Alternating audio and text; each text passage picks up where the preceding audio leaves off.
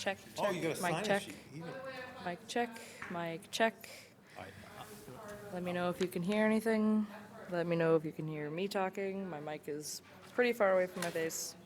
Hey, check, mic check, mic check. Oh, really? Mic check, mic check. Anything? Mic check, mic check. All the mics that are being used are out right now. So I think these should work. Perfect.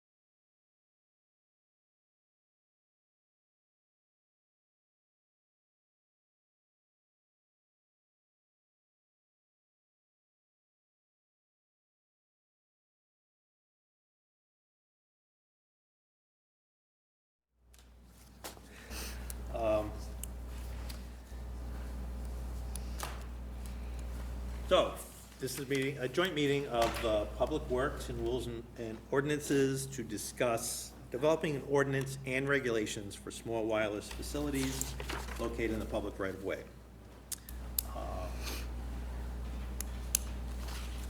For those of you in the audience and at home, I'm Vinnie Piccirilli, I'm the Chair of Public Works. Tony Palumbo is the Vice Chair of Public Works.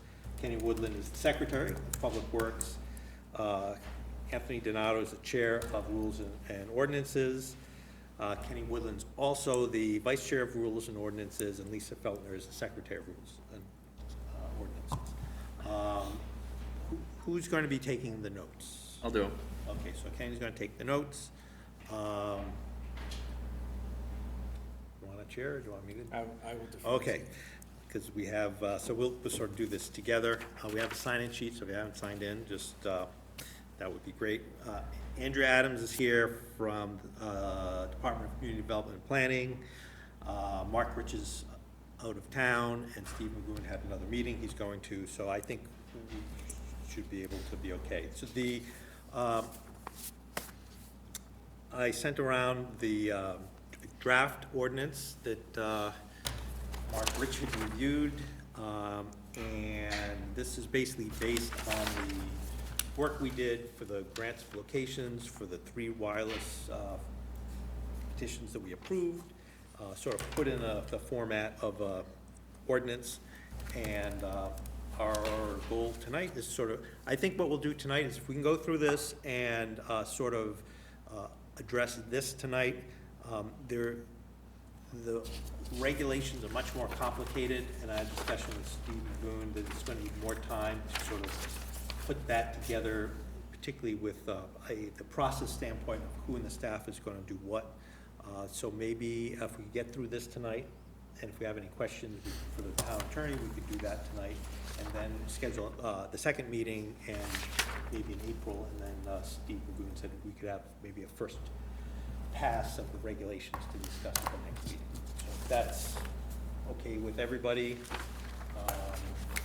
So just to clarify, this will be finalized once we look at the regulations too, just to be sure that, I mean, for the most part, we're hoping this is, right. Tonight we'll review the ordinance. Yes, and I think, you know, typically what we've done in the past with the TDM ordinance and regulations, with the stormwater ordinance and the regulations, is we've brought to the council both the ordinance and the regulations together so that everybody can see how the two of them interact. Because if we just brought the ordinance forward first without the regulations, Yeah. I think people would have more questions. So I think, you know, and again, it's really up to us. We can do it either way, but I think it's been a good process to sort of develop both of them together and then Okay. bring them both to the council for adoption. So, everybody okay with that? Yep. Yeah. Yes, Barbara? Can I just comment on that a little bit? Sure. If you could come up and, Barbara Ruskin, I have 2 other meetings, so I appreciate that you said that, because I wanted to tell you how much I appreciate the fact that you are planning to regulate this and that you spent so much time and attention on the details. So I guess the caveat that I'm going to say probably has to do with the regulations, which I understand is for another time. But I would say I still think we do not have enough information to actually set a precedent in allowing the first few of many, many to come of these G5 antennas. We don't know how the microwaves fan out, the strength of them, what they go through, or what blocks them. We can only assume the numbers needed for coverage, both the new and the old antennas together. But betting, I think safely, is that we're going to need a lot of the G5s from what we hear. But I don't think we actually know, and I think the problem is that the providers are the ones who make the decision about coverage and who give us most of the information. It's really hard to find somebody who's, you know, spent his life talking in terms of sort of public. I mean, you could find a physicist, but it's very hard to find somebody who understands what's going on in neighborhoods. I also think that we are facilitating a middleman who's going to have control and profit from poles that somebody else owns and that the town happily is going to regulate. But I don't think he has the expertise to answer some of the questions that we have without going to somebody else. So I just question the middleman issue. And I just think that we really should delay approval because of the health questions, which we've been over a million times, and I understand what the Telecommunications Act says. But in some ways, I think that this may be a perfect situation in which Watertown can take a stand and allow the other powers that be to sort of come after us. Maybe if they were to, say, sue us or censure us or whatever, maybe they would have some information that we could use that would come from a higher level that we would have access to. So thank you. I appreciate it. And I really do Here's a appreciate draft. the work. If you want that a you've copy done. of what we're looking at, you can have that. I made extra copies, so. Thank you, really. Thank you, Barbara. Okay. So I propose, there's only 4 pages here. I don't know, says that there's 5, but there's really only 4, because when I was printing it, one came out blank. But why don't we just go through it, paragraph by paragraph, and see if anybody's got any questions. So, and again, so the genesis of this was taking what we developed for the grant of location from the previous 3 things and sort of just putting them in here, and Mark Rich sort of made some changes and added stuff, deleted stuff, and so that's how this ended up. So the purpose of this, and again, this is done as a general ordinance, not as a land use or zoning ordinance, so this would, we have to decide where this is gonna fit in to what chapter. So the purpose is to regulate the placement, construction, and modification of personal wireless service facilities located in the public right-of-way in order to preserve the aesthetic character of the town and minimize impacts to residential and business districts, to safeguard public safety, health, and welfare, and to protect public infrastructure investment. Then, you're sorry, you're just missing the word "to" between "is" and "regulate." Is to, oh, yes. It's to regulate, it says. Yeah, no, well, it's perhaps we do a lot of cutting and Say pasting. with the edits and the. Yes, but which is fine. I mean, yeah, as people just, this was all cut and pasted from the other documents that we had. So there's probably gonna be a lot more of those, so feel free to, personally, I try to leave all the comma management to the very end because of, so this ordinance provides the framework for timely approvals. What's that? I'm sorry, just, Sure. do you want questions by paragraph? We can do it by paragraph, it's up to, or do we, or let's, a paragraph I meant like all of one, Okay. because, I don't know, some of these things may work together, or it's up to So- you, or you can ask a question. Well, I think this question. Sure. Maybe it's gonna be answered in the regulations, but, since we have the, power to ask for, to govern aesthetics, do you feel like aesthetics is covered under to regulate placement, construction, and modification? Would it, how it looks? The placement, Does it need, do you feel like that topic needs to be included in what we're regulating, that first sentence? well, that language, the regulation, the placement, construction, modification of that is actually verbatim, Okay. that first line, the first 2 lines is verbatim out of what it says, the Federal Telecommunication Act says we can. First paragraph? So if you go back to,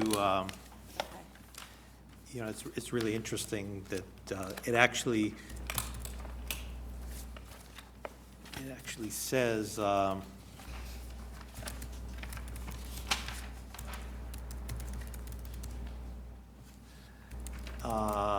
47 USC section 332 paragraph C7.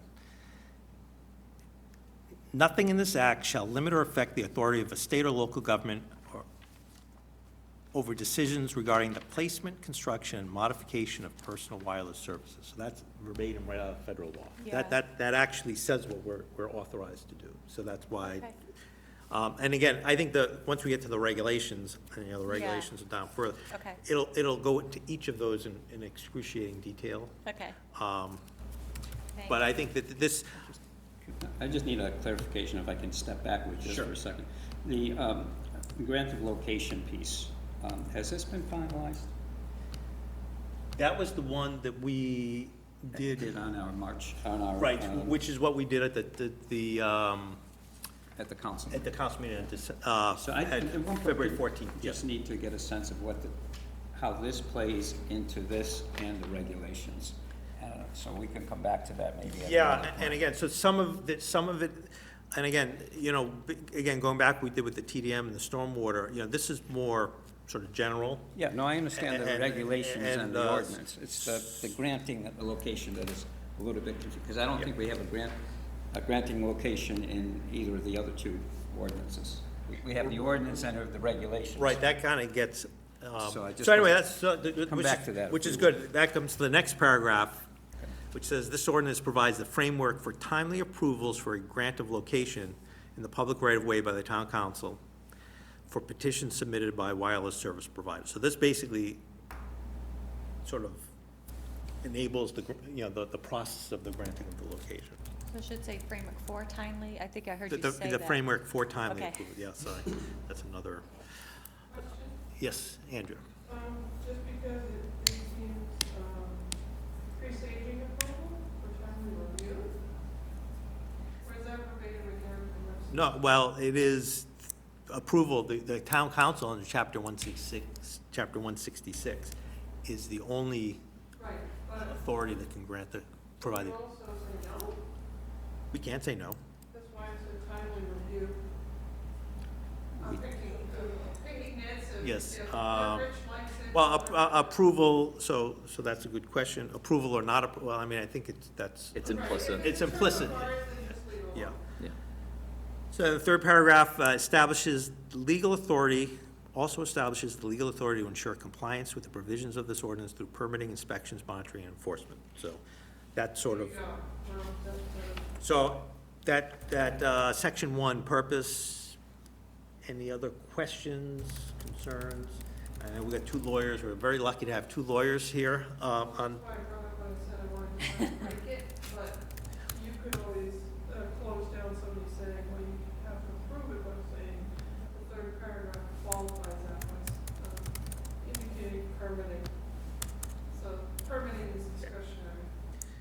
okay, so on to the authority.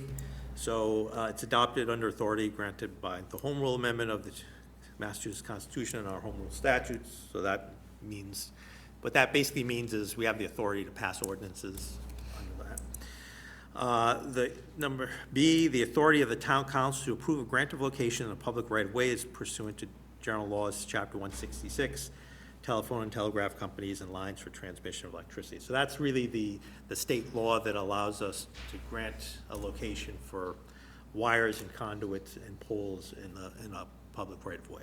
And all the utility poles in Watertown or underground conduits we voted on grant of location under that. I just have to, I do want to, this issue of approve, I don't want people to think that we can deny a grant of location. If they fill out the grant of location clearly in line with how the thing is supposed to look, and they present the grant of location, we can't deny it, right? If they I meet will the, say, if they make the regulations. we have to be very careful about denying a grant of location. So what, if you read the FCC regulations, it is very clear that we can regulate it, and it is up to us to develop very clear, transparent regulations so that wireless companies can get approval to do it. The assumption is they are approved to do it unless we have a compelling reason to say no. And we cannot implement regulations or laws that otherwise there's a very again, it's really clear, the regulations, the second paragraph of that federal law, the regulation, placement, construction, modification of wireless services by any local government, number one, shall not unreasonably discriminate among providers of functionally equivalent services, and B, shall not prohibit or have the effect of prohibiting the provision of personal wireless services. So it is really, it is to regulate the placement, is not, and while we can vote down a grant of location if it doesn't meet our aesthetic impacts or safeguards public safety, health, it has to be a compelling thing. So we could change that if we want to say to review and approve if people feel more comfortable with that.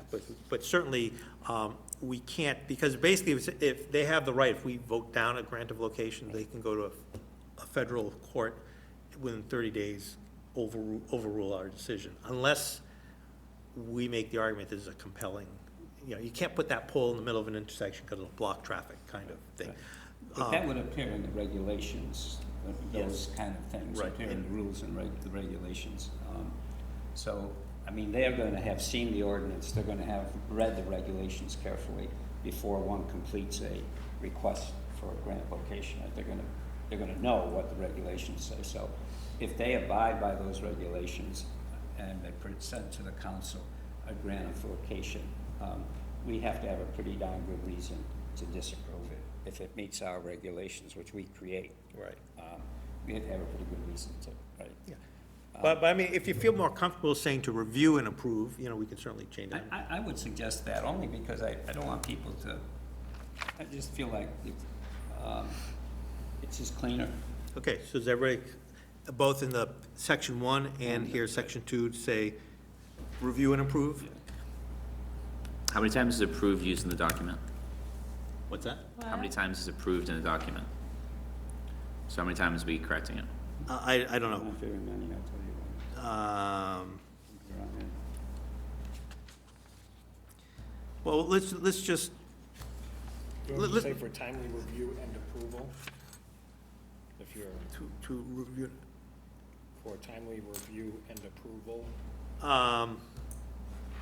Well, actually, under that paragraph B, the chapter 166 basically says, that gives us the authority to approve.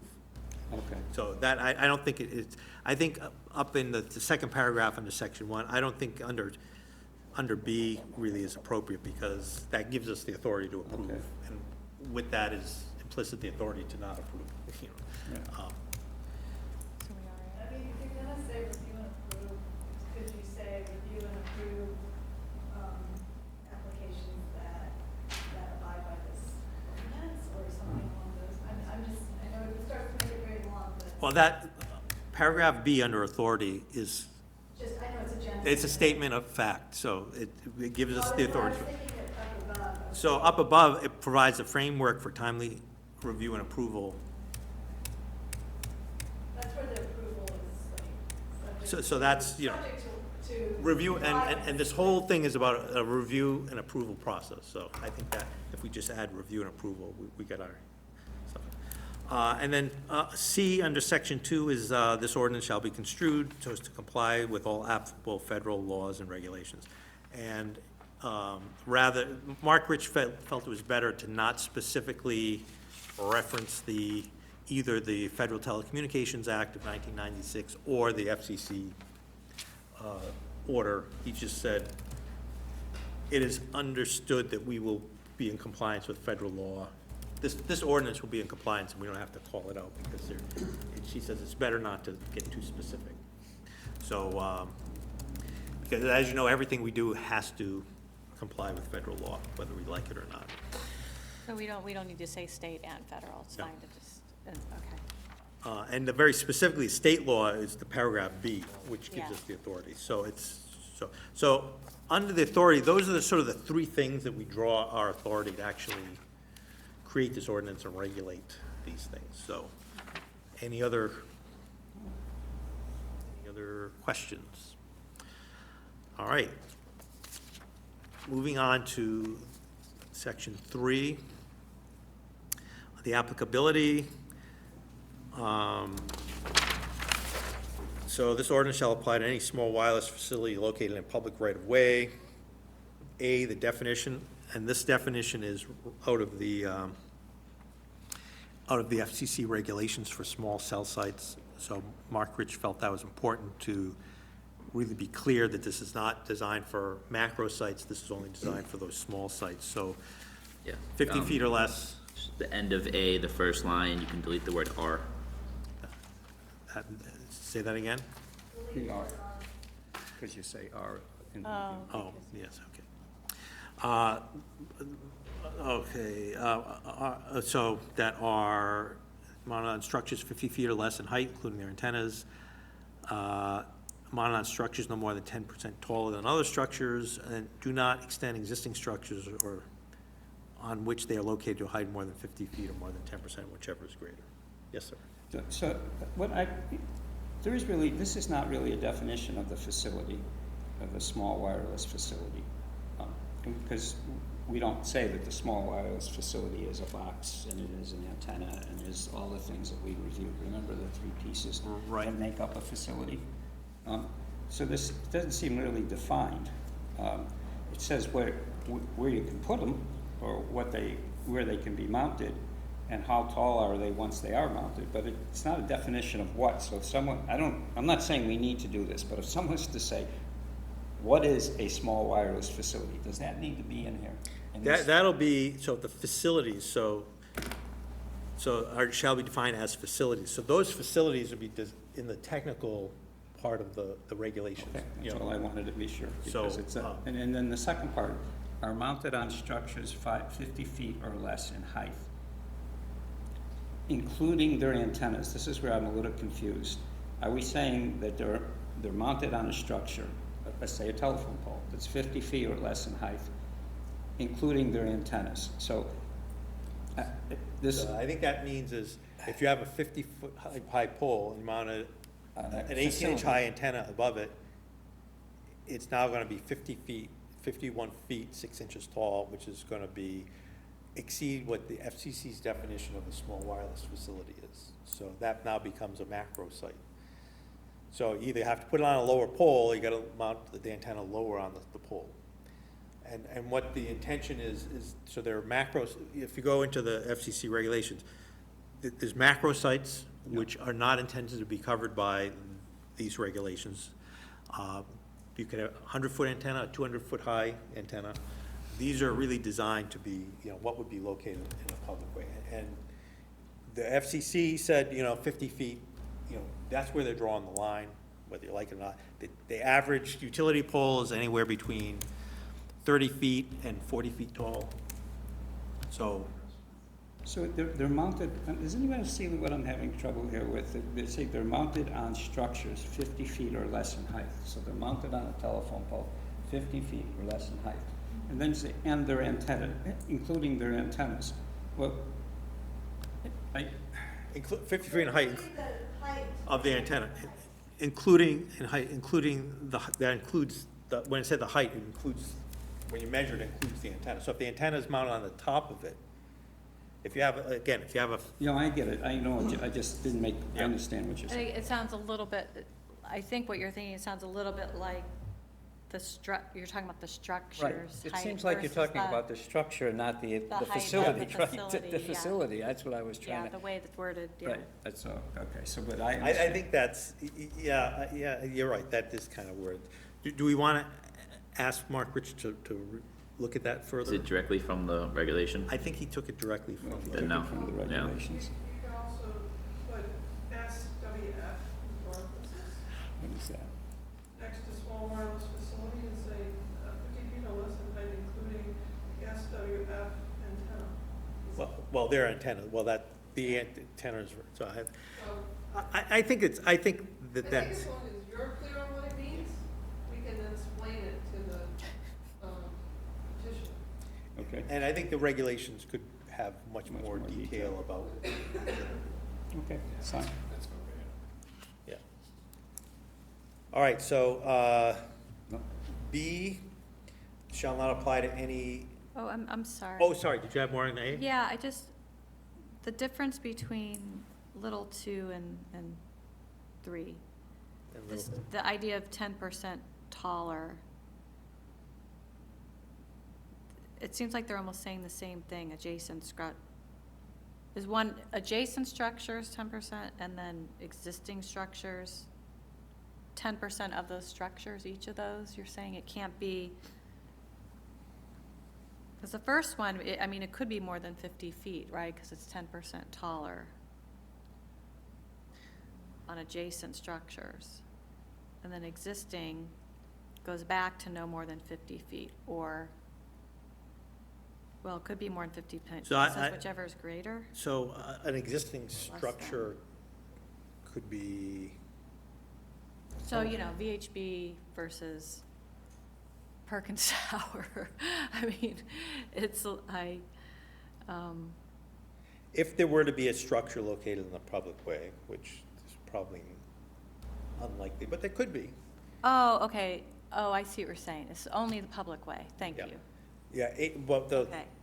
1, 2, and 3, A1, A2, and A3 all refer to something located. And you could have a structure, we have structure, we have boxes and So, things. is there anything taller than utility You could have like a poles? bridge, you could have there's all kind of, you could have a covered bridge, right? Bridge. You could mount on the covered bridge and it couldn't be any more than 10% taller than the. So if we put a pedestrian bridge across Arsenal Street that was, Think of the bridge over the Charles with the weapons. The famous bridge in, TV series with the red line going across. Longfellow, yeah. I mean, the Salt and Pepper Bridge? Yeah. Expensive for hire, Yeah, the Longfellow Bridge. Yeah. couldn't think of the names. I think that may not apply to anything in Watertown, but again, it was just. But it's the public way, so I just, yeah, okay. Can you give me an example of two? You gave me good understanding of one, little one. Can you? So it would have to be a structure in the public way, which could be a bridge, or. This is number little two. Yeah. For adjacent structures have to be in public way? Well, anything, this ordinance only applies to things located in the public way. Right. Okay, So everything here is something that is located in a public right of way. So it would have to Okay. be and a typical structure you find in a public way is Telephone. a bridge or a gantry of some sort. You often have these, think about it, you have a gantry with 2 poles and a thing that goes over the road. So that would be a structure, so you could mount on top of that, but it couldn't be any more than 10% tall. But we don't have any gantry structures in Watertown. You have That's gantry not- structures on Starro Drive or the Mass it's Pike. 10% of the height of that gantry, is Yeah, what you're that's what I was saying? trying to get at. It's a 10% higher than what? Oh, no, than other adjacent structures. And what could be what? Could be a telephone pole.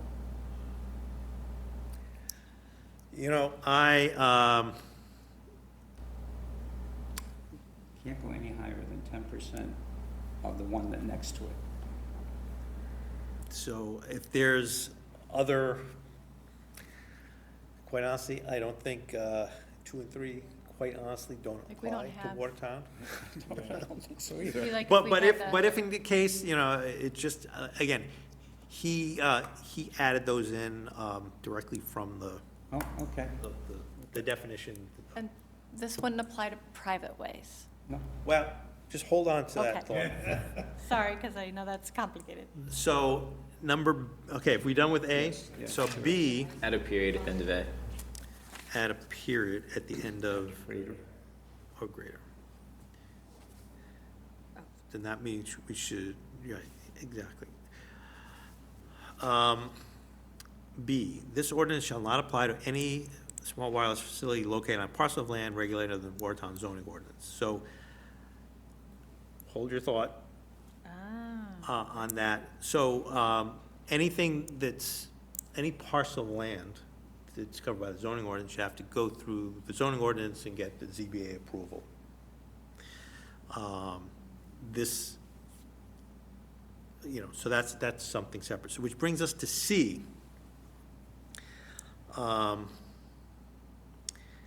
This ordinance shall be defined located in a public right-of-way, which is defined in this ordinance to mean townways located in the town of Watertown, recognized under Chapter 82, which is the section of the law that specifically talks about the laying out and acceptance of a public. That actually, Chapter 82 is what creates a public way. So, if you take B and C together, is a gap, and that gap is private ways or state-owned roads.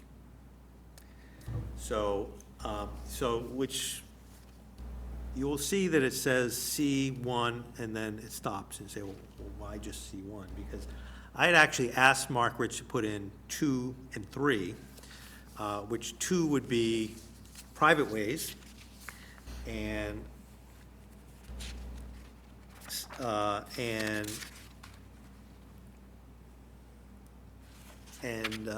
2 and 3 would be state roads. And if you think about paragraph B, so what we don't, in my mind, we don't want to have this gap where we have everything on parcels of land regulated by the zoning ordinance follows the zoning ordinance. Everything in public ways follows this ordinance. But if we define public ways as only town ways, and again, if chapter 82 specifically says, if you think of chapter 82, the language of chapter 82 defines a public way as both town ways and private ways.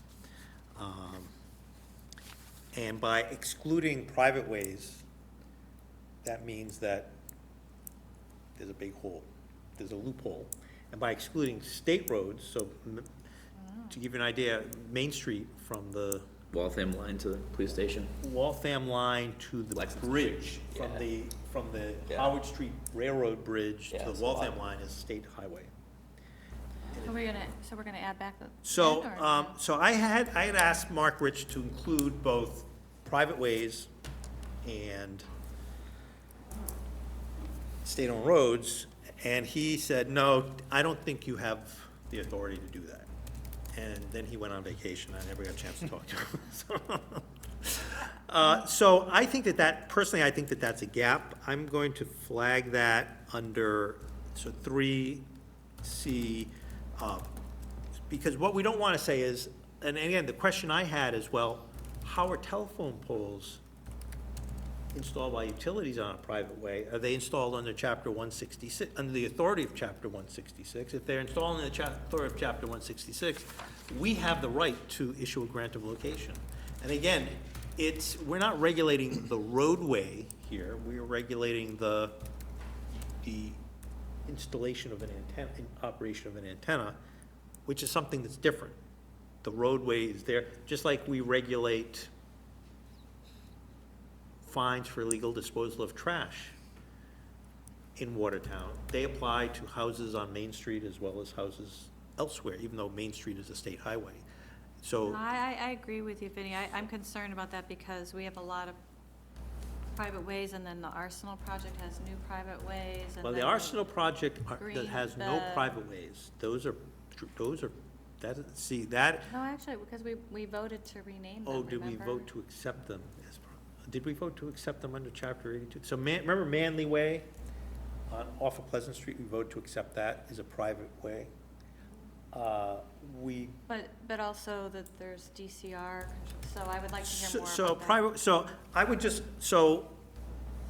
I'm going to say, I have a concern about paragraph C about including private ways or state roads. I believe we have the authority under this, which is not a land use ordinance,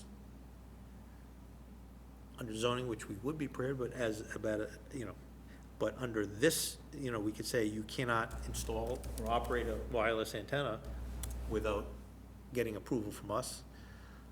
How we go about that will be left up to the regulations. I think that's gonna be a little bit more confusing there, because if somebody would want to install it there, they would have to actually get approved from the state and approval from us. But I think it leaves too big a loophole, and I think we can't answer it tonight. I think we need to I just ask. wanted to get some clarifying questions. I agree with you on that, highlighting that, But I wanted to go back to B a second. Okay. Two things. Most parcels of land that are regulated by the our zoning ordinance are private ways. Is that correct? Most of the things that we are private. Oh, privately owned. Private property. Private Right, property. chapter 40A, which is the state zoning ordinance, allows us to regulate land use on parcel land, but not on public ways. Okay, So that's, so that so really that- is, that's, so this is like this- companion. This says that, properties that are regulated by the zoning ordinance, our zoning ordinance, this ordinance would not pertain to them. That's what this says, right? Right. So, but the Watertown zoning ordinance doesn't have any particular regulation regarding small cell towers, does it? All wireless. It regulates all wireless. Through, Whether it's a macro tower or a small cell, they regulate all antennas. Section 5.14 is the wireless ordinance. okay, thank you. And the next one says that, So I envision B and C. So B said, okay, here's everything, all wireless antennas that are regulated under zoning through the zoning. would fall under B. Everything else, and any other piece of land that is not covered by zoning would be covered by this ordinance. So there wouldn't be any pieces of land in Watertown that are not covered by A or B. The way this is written today is there is all the private ways and all the state-owned roads are excluded. Okay, so let me just go back on that. Now, remember when we had the other cell towers, people could put a cell tower on their house, they could Right. make it look like a chimney, with the cell tower, and then they get paid for that, right? Yes. We had no recourse on that. That's under B, the Watertown zoning ordinance. That was part of the zoning Yeah. ordinance, so Yeah. they had to apply for it, They got a use variance, the house on Waverly Avenue got a use use variance. variance to put that in. Yeah. But we don't grant use variances anymore, correct?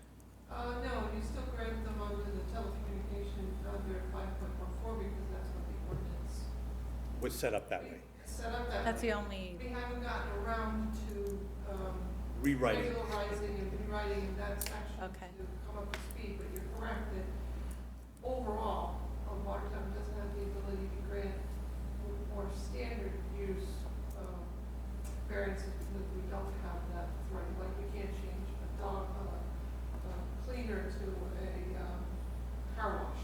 You can't do that, or you can't do that because you have to affirmatively take that part of chapter 48 to do it.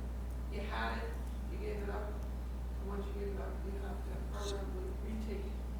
So if a person has, if a property owner has to go in front of the ZBA to get, to allow a large wireless antenna on their property, they also have to go there presently for a small one. Yes. So The then Watertown zoning ordinance doesn't differentiate between large or small. So then where's the gap? The gap would be C does not cover state roads and private ways. Oh, private ways, not private property. You mean all those little private ways that we Yes. have, we talked about when we The did the snow? 35, yes. The snow the Yes, snow. yes. And state-owned roads, so Okay. Mass Highway owns Main Street from the Howard Street Railroad Bridge to the Waltham line, for example. Yep, yep. Parts of North Beacon Street from the intersection at Charles River Road down to the Charles River is owned by DCR. So that's another. I apologize, I was confusing. I understand that we have a lot of private ways. We went through that once, and we're saying that we should, like any other, we should be covering that. And I Right. agree. And it even, so Extonet, remember they came, Right, they that's what I came was- here, they said they're doing 3 petitions. Yeah. We voted on 2 of them. One of them is at the intersection of Charles River Road and North Beacon Street, Right. which is actually on DCR property. So they had to go through these. Well, they haven't yet because they don't know what to do and they keep calling DCR, nobody will return their That's what phone they're calls. doing. But, my concern is that, we're gonna develop regulations Yeah. for Watertown, and then we just don't want somebody literally 10 feet away say, we can put whatever we want, and you guys have no say. I think we do have a say, and I think we should have a say. But if it's a state-owned road, wouldn't the applicant go to like Mass Highway on, that section of Route 20? Well, they The would- Mass Highway would have its own, They don't. That's the problem. They don't have, they've left it up to cities and towns to regulate it. So Mass Highway is not regulating it. So I think we can do it because it's within Watertown. even though they own the road, it's like, well, we're not disputing that you own the road, but this isn't going in the road. This is going like on a pole. It's on the road. It's on the road. Just like we can enforce speed limits And we on can enforce state roads. trash disposal, we can enforce drunk driving, we can enforce, we enforce the winter parking ban on Main Street. I noted in the minutes that the committee generally agreed that this is something legal counsel should advise about. Yeah, so, but those two things, private ways and state roads. Got So it. I think this is a much bigger discussion. I think, in my mind, this is sort of the, What was his rationale about private ways? I think there are several different types of It's- private ways. let's just say it's private, but, private ways, chapter 82 is very clear that the only way you can have, a private way is a public way that is owned by somebody else, that's not the town. And you have to vote to accept it under chapter 82. And then it becomes, once you do that, a piece of private property becomes a private way. It's interesting that chapter 82 says the intent of private ways is to provide local access to abutters. So that's a discussion for another time. Let's not get But into that. we didn't, but on the private ways, one of the arguments that DPW was making was that we're not obligated to plow them because they're private ways. Now, Right. we reached some compromise on that. Well, it says, and actually state law is very clear that unless you have a ballot initiative with a vote that says you're authorized to spend tax dollars to plow private ways, you're not authorized to do it. But the compromise we came to is, Yeah, it's a compromise. I so, reckon. Okay. so I think Mark Rich said, and again, he sent it to me at 5 o'clock, on the day he was leaving town, so. We'll leave it open. I really didn't get a chance As to you talk to know, him. right. All right, so applicability, so basically what it applies to, that's it. So number 4, grant of location, and these are actually cut and paste right out of the grant of location thing that we did with the Yes, committee. that we passed at the council. I can read them all, or you guys can read them and let me know if you have any issues. Yeah, I read them. So anybody have any issue with A, B, C,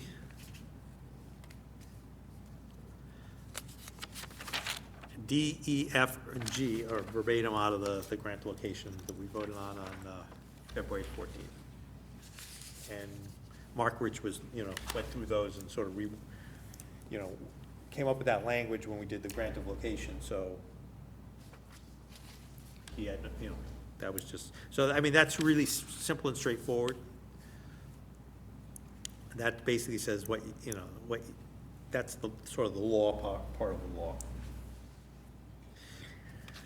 Okay, any questions? Let's go on to 5.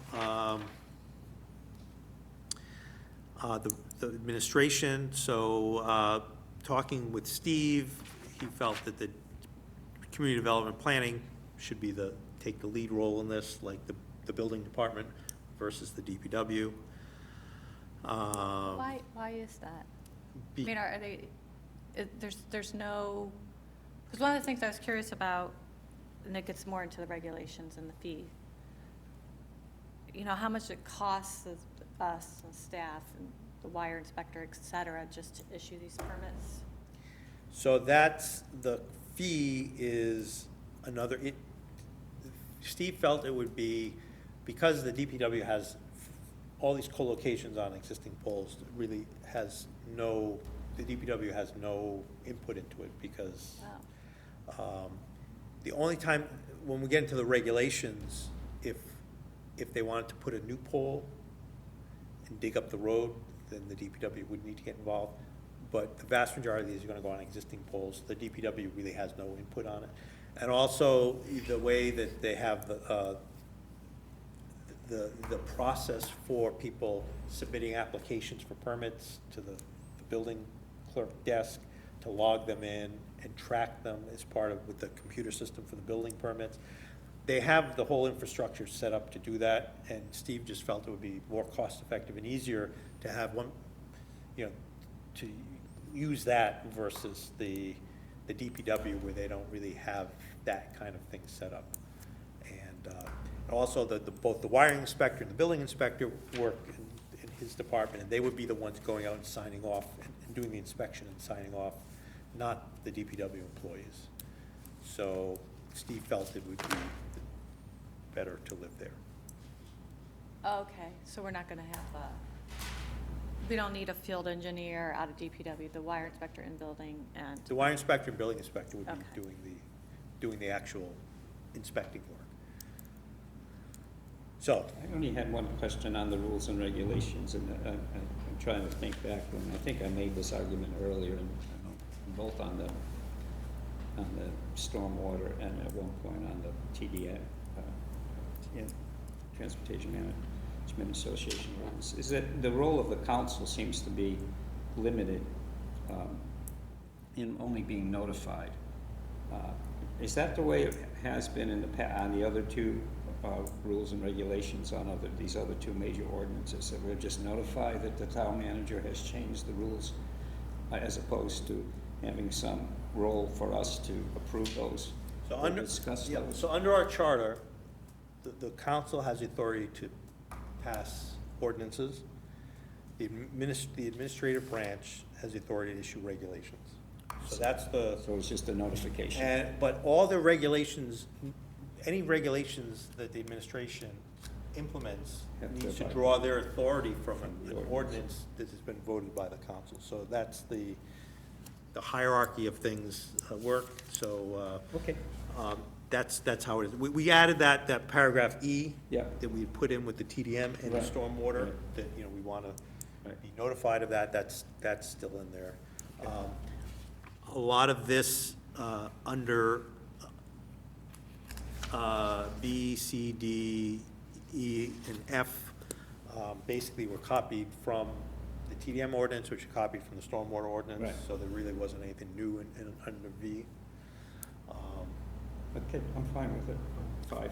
Okay, so that's 5. So going on to 6, the regulations. So this sort of defines what the regulations are, and this goes back, if you look at sort of, Can I ask Sure. another thing?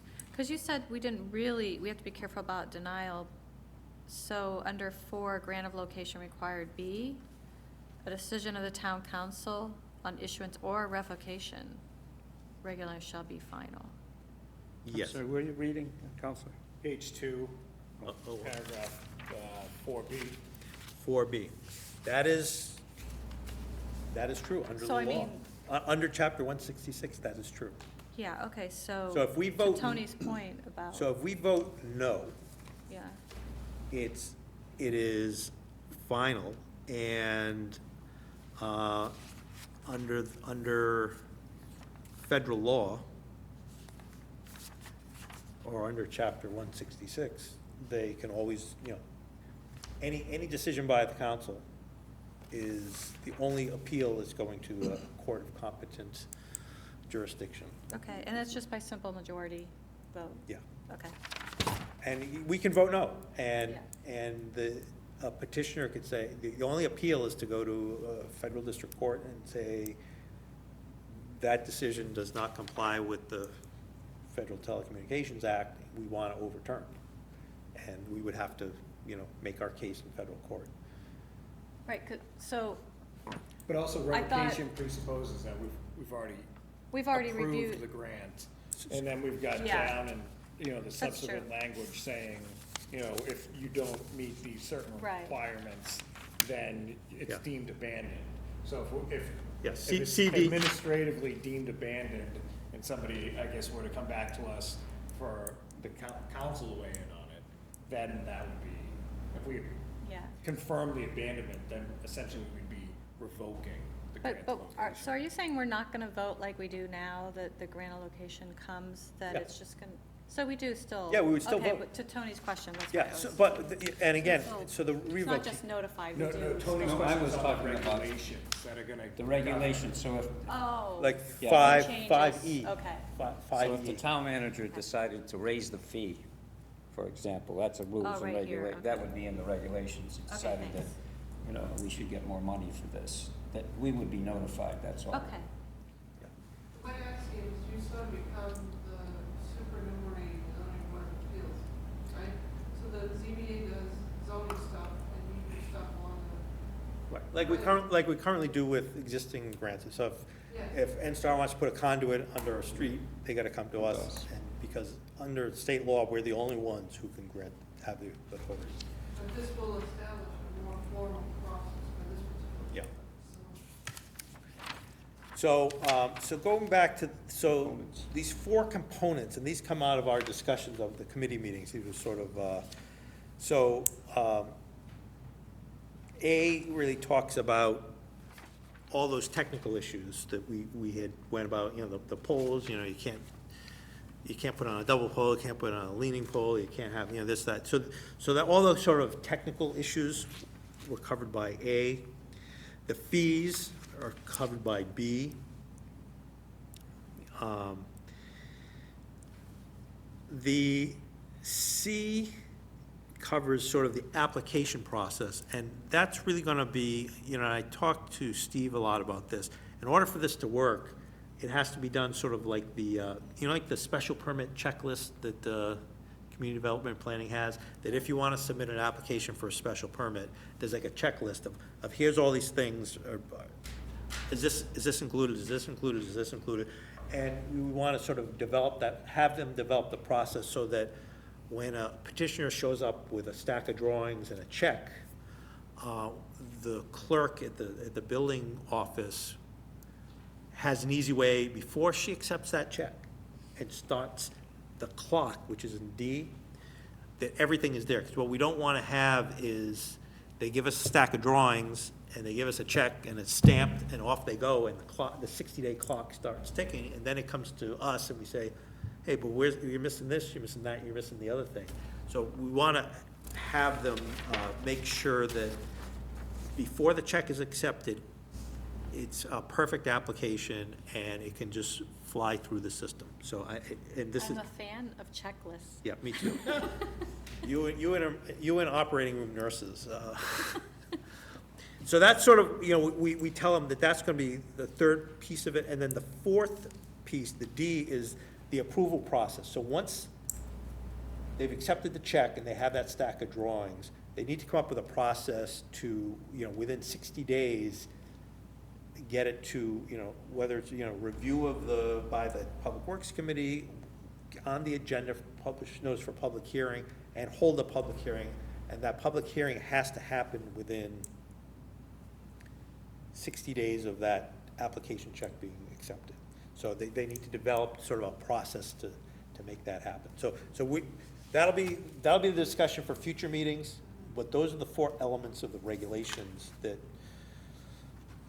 we've tasked Steve to come up with. And C is really important because that shot clock starting, you want to make sure you got everything buttoned down. Yeah, it's- Before you're allowed to start.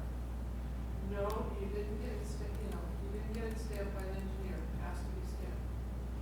Yeah. So just, and It will allow you also to reject, to put it frankly, crappy applications. Like, you gotta get your ducks in a row, Right. and be serious about that. Do your homework before you show up with the check. That's what you do every day. So you can meet with DCEP or whoever, I don't know, as long as you want, as often as you want to get it, so it's tight.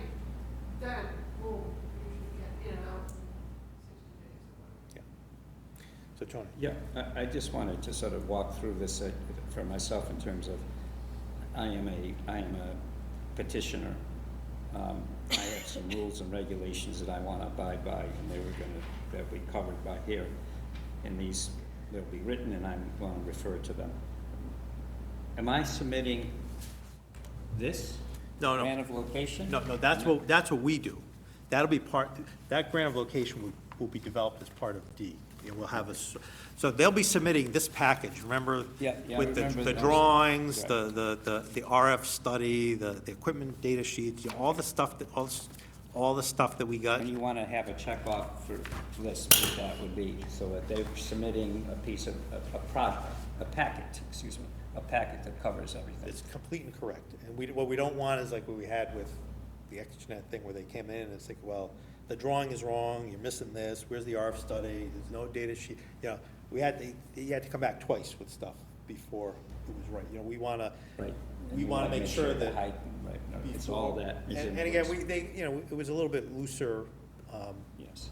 way we do it, but if we're gonna be getting more of these, we wanna make sure that, you know, we have a structure in place that it's good. So if you go on the town website and you look at the special permit process, Yeah. there's a whole thing, it's like a 6 or 8 or 10-page document that says what you need to provide and everything, and then there's a checklist for the clerk to make sure all the stuff is checked off before you actually start it. Because a special permit also has a time limit on it too, you know, Request the butters list if you want. Sure. Notify How do you- to the thing, how far away you have to go, and how many. even, So does DPW, does the Department of Public Works, Department of Community Development, do they complete this, that comes to us? that'll be sort of the stock, you know, we developed sort of a template. Template. That would be filled in with the specifics of And this. who fills it in? We haven't gotten to that because we haven't written the regulations yet, but somebody will do it, whether it's the council clerk, whether, I believe staff, somebody in the staff should be doing it, not somebody in the council should be doing it. It should be filled in based on The application? the application. Okay, that's all. I mean, we had even something like the notification for the AT&T public hearing, you know, there must have been 20 emails from everybody going around, flying around. It's like, guys, you know, this is not the first public hearing we've ever had in Watertown. But it just, you know, they kept sending it to Marilyn, and Marilyn kept sending it and it just kept, to John Flynn, and it just kept going around in circles. You know, we need something. Every petition can't generate like 20 or 30 emails about what to do, so. Right. So those, you know, those are sort of the 4 highlights, and I think, you know, we will, that'll be subject of future meetings, but is everybody okay with just the way those 4 bullet points are? Enforcement, this is the stock language from A, B, C, D is all stock language from other ordinances. So, unless people have an issue with that. And section 8 is just the classic severability clause, so. I guess I just wonder, I'm sorry. Sure, go someone else ahead. had a question. So under authority, and it refers to our chapter 35, which is enforcing the code. Is a non-criminal Is that disposition. right? So I'm assuming that language is these correct. of- I'm assuming it's right, I just copied that. Yeah, from no, that's fine. Just looking at the details of our enforcement, non-criminal disposition, in terms of the fees for offense versus fines down here.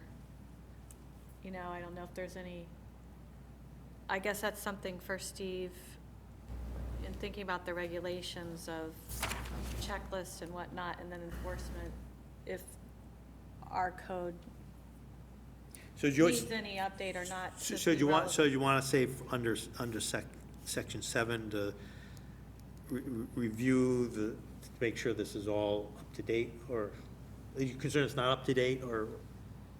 Or is it, you're saying this is Or in you want- conflict with what's on? Well, no, I don't know this is necessarily a conflict, but I didn't know if they had a chance to review, if they like what it says in chapter 35, section 3505 of the town code, if that's still relevant way to address,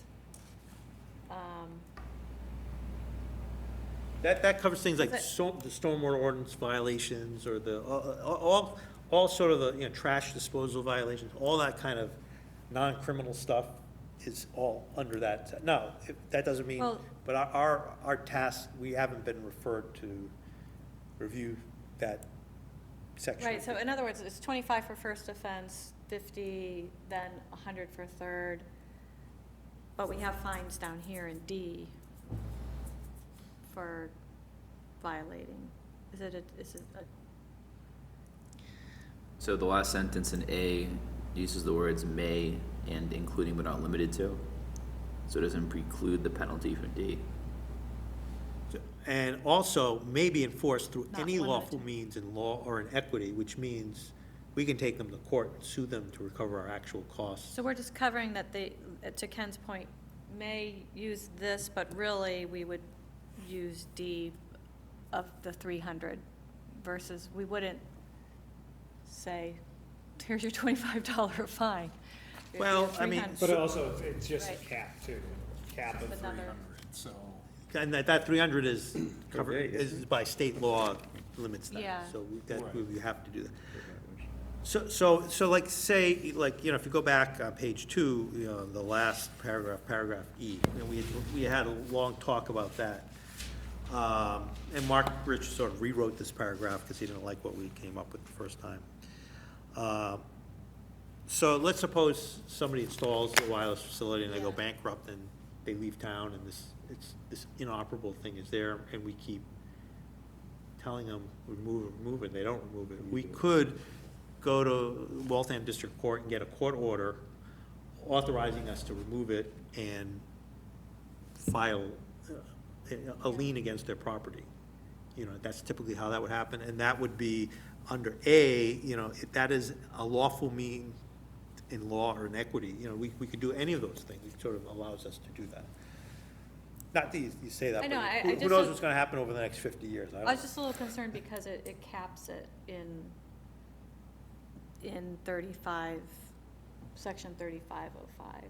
So I guess I would just ask Steve or the attorney to, I think it's just like another tool in your toolbox. We could do it either one way or the other way. Or the other.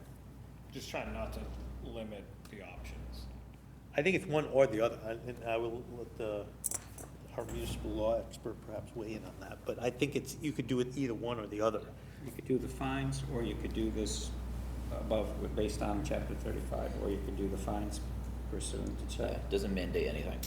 May and, It's may or shall, but just, we don't wanna say, you're only gonna do this, we could do any of these things, or none of them. okay, So, just be sure, so we're just being sure we cover all our bases to give flexibility. Okay. Anything else that we missed or need to add to this, or you think we? I mean, I think subject to getting some more answers on the state roads and private ways, I think this looks good. So, do we want to, so this is a question for the committee, do we want to publish an interim committee report, or do you want to just continue this meeting to the next meeting and take up these things and do a multi-meeting committee report? So that, it's up to Okay, you. with me to continue. What would people rather do? I don't know what Ken wants to do, but I would just let us keep going. I'd rather keep it going. yeah, I don't care. Okay, so we'll continue, and let's, and we've agreed, I'll do a follow-up with Mark Rich about this private way state road thing, and I'll have him bring back either information for the next meeting or ask Mark Rich or another lawyer from KP Law to come to the next meeting to, if we can't get it resolved simply, so. Is everybody okay with that? Sounds great. Seems like that's putting the burden of this, the discussion with just you, and it's, maybe we would want to have, if he comes back and says we don't have the authority to do private ways and state roads, you're going to have a discussion with him, a bit of an argument with that. Well, So should we all be participating in that argument? Well, the only way we could have that argument is if we did a committee. So I would say, I'm gonna ask him, can you send us some language to cover this loophole of Yeah. private ways or state roads? And whatever he sends, We'll discuss. I'll distribute for discussion at the next meeting. And if it's simple and straightforward, and he doesn't need to come, if it's going to be an issue, I'm gonna say, well, could you please come to the next meeting, and we wanna have the discussion with you face to face. Okay. So I think it's either one or the other, you know, it could be, I'm not, and again, I didn't get a chance to talk to him, so, he's just sort of shot it off and Yeah. went out of town. Just a suggestion, is it possible to have the next meeting be both the finalization of the ordinance and a review of the regulations? Yeah, so the next- So that we don't have, So if the we next. can, if it's possible. So the next meeting, I would think, I'd like to have the answer on this private ways, state roads from KP Law, and I want the first draft of the from Steve Magoon. Right, so you want to give them time to write that Yeah. draft? All right. So we're talking about May? I know, I got a lot of things I just. Well, that would be, so if everybody has,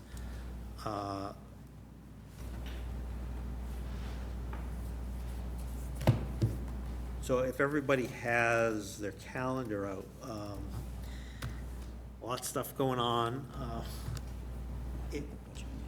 And the budget meetings are gonna be happening in May too. So would we wanna do something, you know, I don't know what people's thoughts are. Do we wanna sort of maybe do something like, try to pick a day like April 30th? Tuesday, April 30th, would that work for people?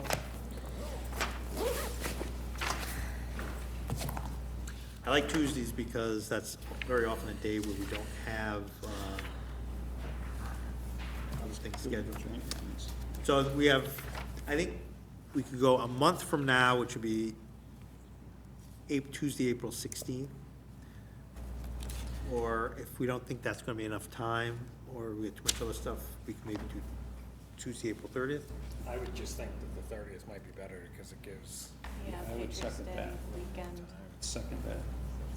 That gives everybody, that works? Yeah. Okay, so Tuesday, April 30th, 7? at 7 I was o'clock. just gonna double check the town calendar. It's not loading for some reason. Yeah, if you could just make sure there's nothing on the town calendar. I'm trying to, it won't load, I'm trying to get it up. I'll see. I've got it pulled up on my phone. Do you, okay. Now, the good news is, right now, we don't have any new petitions coming, but we do have the extra, is still looking at, The one on, the one at the intersection of Charles River Road and North Beacon, and School Street entrance to Athena Health. You know, that- It doesn't look like, as of now, anything is on the calendar. Okay, so let's do let's do that.